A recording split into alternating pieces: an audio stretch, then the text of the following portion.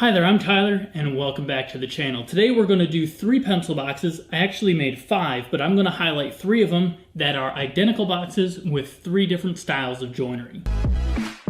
This video has been brought to us by Skillshare. The first 500 of you to go to skl.sh/TylerG get your first 2 months for free. So I'm going to be highlighting these 3 boxes right up front. We got maple with hand-cut dovetails and a walnut top. We got ash with walnut splines and a white oak top, and then we got all cherry with box joints. Now these over here are the same as this box, and I only wanted to highlight the 3 different joints to save some time.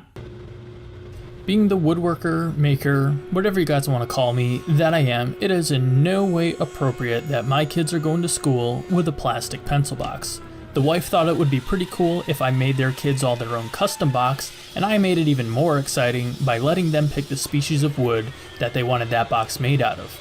Here the kids are actually helping me break down all of the material from rough stock and getting it to S4S style. We did this with a combination of miter saw, jointer, planer, bandsaw, and so on.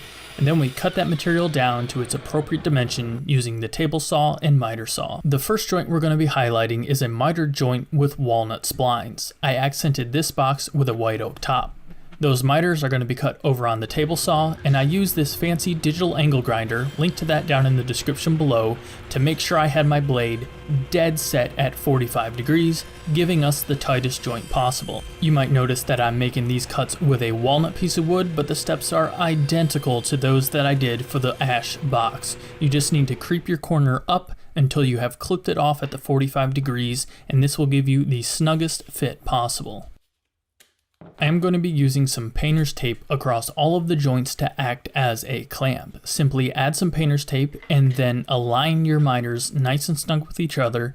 Make sure they are pressed tightly into that painter's tape.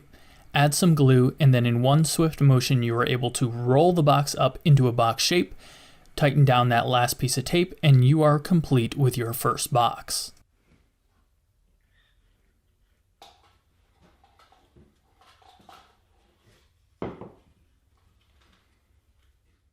Best to make sure everything is square before letting the glue set up, and then it is a nice tip to use a straw in the inside corner to remove any of that glue squeeze out.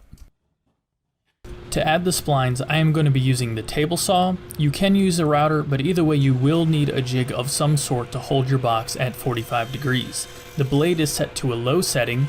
You set the box into this jig, a very quick one that I've made. I don't have a video for this, but a quick YouTube search will find you all sorts of pleasant options. Put that box in there, slide it over your blade, and repeat. The fence was adjusted to get all of the splines that I needed. There were 4 per corner in my case. That biggest reason for 4 was so I had one in the lid so that it wouldn't split too easily. I am cutting the splines on the bandsaw down to their final width. I'll get that rough edge that was created by the bandsaw blade flat with a block plane, and then cut the little splines down to size. Add some wood glue, pinch them in place, and let them set up.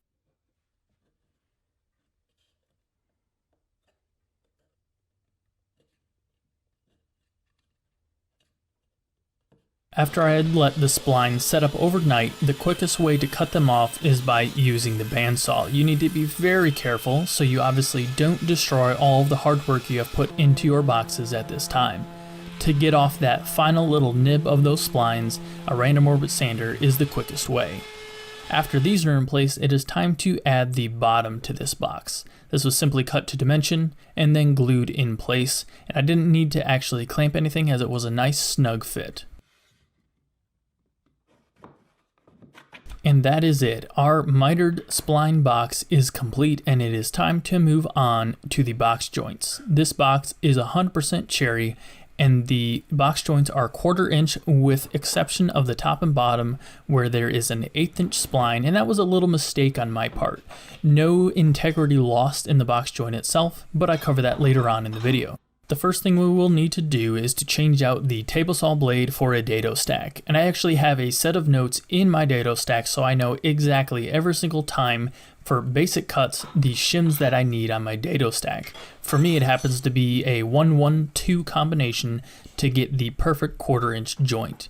setting my blade depth to make sure I have the perfect cut, and then using my John High's box joint jig design. I do have a video for this linked down in the description below. If you would like to figure out how to build this jig, it is a very, very repeatable and accurate jig that I've used in many different videos. This is a small parts holding clamp, which allows you to safely get your hands away so that you can use this jig on these tiny little pieces. For one side of this, you're going to start the cut right up against the fence, index over 1/4 inch, which in this case is 2 motions, 1/8 of an inch at a time, and repeat your cuts on that whole entire side. When you are done, you're going to flip it over, and the only thing you need to be aware of is you want to flip it vertically. You don't want to flip it horizontally, otherwise you could mess up the orientation of those box joints. Once you get a clamp back in place, run through that side real quick, and you are done with your first box side. It is a pair, it doesn't matter which side you start on. On the opposite side, all you need to do is make sure you index 1/4 inch before getting started so that your joints fit properly.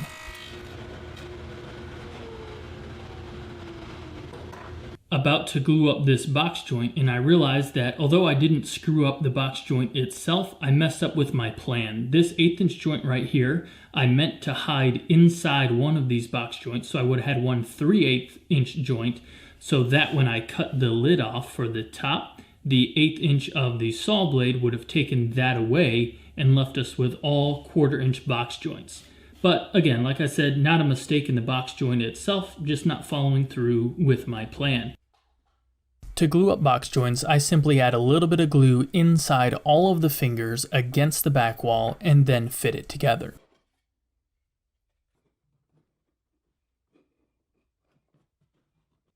To clamp this box up and prevent any skewing, I am using this little band called a tight wrap from Titebond. I will have a link to these down in the description below if you are interested. They stick to themselves and they work surprisingly well for boxes and odd shape glue ups. And that is it for the cherry box. Now we are going to move on to the most complicating joint, and these are dovetails. This is a maple box with walnut top, and these dovetails came out fantastic. This is the second box that I have ever done using hand-cut dovetails. I will have a link to all of the tools that I use down in the description below, as I got these recommendations from other YouTubers that I watched.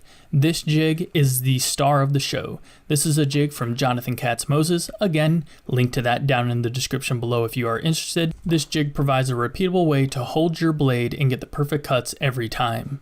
To start, I set up my marking gauge to the proper depth and then marked out the outside edges and face edges of my tail boards, and then came back and marked only the face edges of my pin boards. I then made sure I had everything pointed in the proper direction because I did make one of the tails wider to account for that 1/8 inch of the table saw blade when we cut off the top, something that I missed in the box joints. Here I am laying out the tails themselves. I mark the outside ones and then make those disproportionate, again to take account the table saw blade tail markings. I added a deeply scribed line using my marking gauge in a square on those lines that we just measured out. And then using my katz-moses dovetail jig, I cut all of the tail angles. As you can see, the saw is held at a slight angle, helped by the magnets in the katz-moses jig, but cutting straight across the board. Obviously, there are tails on both sides of the 2 boards of our box, so there will be 4 tails per side. Using a coping saw, I cut out the majority of the waste between those tails and then came back with a chisel to get everything nice and square. Getting everything square does just take practice, and that is just repeating the same thing over and over again until you master the art of holding the chisel correctly. I am not saying that I'm any good at it. It takes me quite a bit of time and work, but I am getting there. And now setting up to cut the pins. I'm actually using my tail boards to mark out the pin locations, and I use my marking gauge up against the side of my pin board, lay the tail board up to it, make sure everything is aligned, and then trace those tails using my marking gauge. Again, using a different side of the katz-moses jig, I set the jig in place, pinched it in place with my fingers, and then cut the appropriate depth with my Japanese pole saw. remove as much waste as possible with the coping saw, and then come with my super sharp chisels and pare everything nice and square.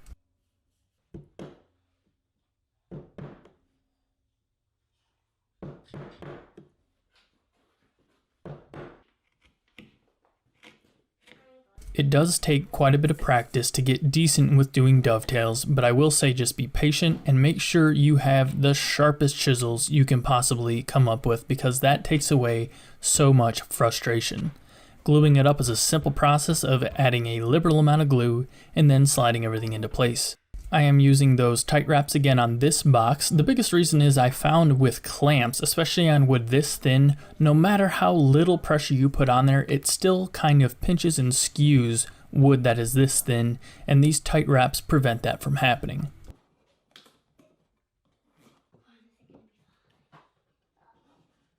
And that is it. We are done with the joinery on these 3 boxes, and now it is just time for some finishing touches. First off, sanding with 150 and 220 grit to get everything nice and smooth. Before gluing the tops into place, it is time to cut off the top layer of the box, which will act as the lid. This is 3/8 of an inch in my case, and on these I will be cutting out that non-dimensional tail on the dovetail and between the splines of the mitered boxes. The lids are simply planed down to 3/8 of an inch and cut down to dimension on the table saw and miter saw. There is a rabbet cut on all 4 sides so that the lids snugly fit into the top of the box, and this rabbet was cut on the table saw. I cut that rabbet to make sure we had maximum glue surface area in this joint so that if the kids drop the box, hopefully it survives the fall. I then went over to the router table and cut a decorative chamfer on the top of the box. This just adds a nice clean look that I am really a fan of. Since I have a CNC, I went over and engraved everybody's name on the top of their box, then glued it in place using a thin line of glue in that rabbet that we cut earlier. I did use some regular full-size clamps to glue these into place, and then made sure I let them sit for about half an hour before moving on. I wanted to make little mortises in the lid and in the top of the boxes so that the lids would have a nice clean line when closed and not have a gap where the hinges are. I did quick work of this using the router table. To make the process quick, I'm using a rattle can of spray lacquer to finish all of the boxes. I never realized that a headlamp like this is actually super handy when spraying finish, because you can find all of those little fuzzies that might wreck your finish. And now it is time for all of that hardware. This is cheap hardware that I got on Amazon. It is a rustic bronze finish, but I gotta say, it looks pretty cool. I did have my little helpers in the shop loading up the drill so that I could quickly move through all the steps of adding this hardware.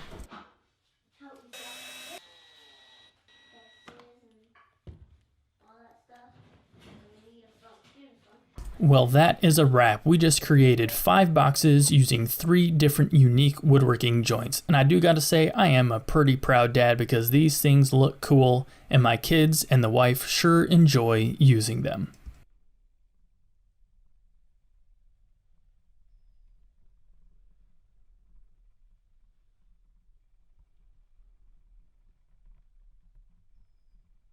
Well, that is a wrap, folks, and I hope you enjoyed this video as much as I enjoyed making these projects for my family. Running this side business has me wearing very many different hats, and one of the ways I keep up with all the different things that I need to know and learn is by using some of the over 25,000 classes over on Skillshare.